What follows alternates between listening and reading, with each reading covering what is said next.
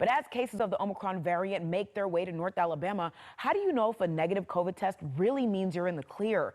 With Omicron's generally milder symptoms, plus the flu and common cold in circulation, doctors say it can be confusing for someone who's feeling under the weather.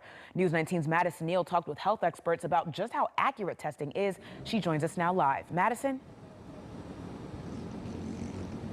Is that runny nose of yours a cold or COVID-19? Well, it is much easier to just go get tested now than it was at the beginning of the pandemic, but some of the Omicron cases aren't showing up on that first test. Dr. Wes Stubblefield with the Alabama Department of Public Health explains what scientists are seeing.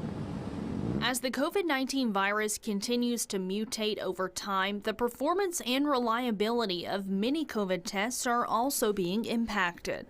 The disease is really unknown, although it may be closer to just sort of a common cold, where people may have more of the cough, congestion, runny nose type symptoms. So one important thing to remember is that it's very difficult to differentiate COVID from other respiratory viruses like the flu or even the common cold. The Food and Drug Administration has released guidance on tests that may fail to detect the Omicron variant. Dr. Wes Stubblefield with the Alabama Department of Public Health says most are unaffected. There have been some PCR-based tests that have been affected by the mutation because of the way the virus changed where they were targeting in the system, and that's being tracked by the FDA because the manufacturers of these tests are required to go through further testing if the FDA thinks that their test may not work.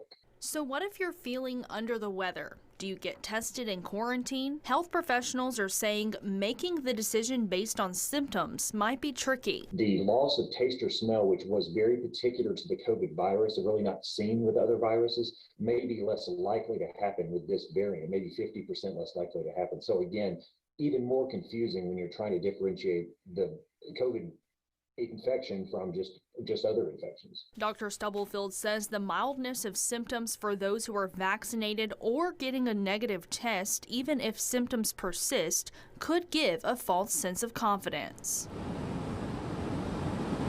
So right now, with Omicron spreading among unvaccinated and fully vaccinated people in the United States, the most important thing that people need to be taking seriously is testing, social distancing, and of course, wearing your mask, especially if you feel sick at all. Reporting live tonight in Huntsville, Madison Neal, News 19.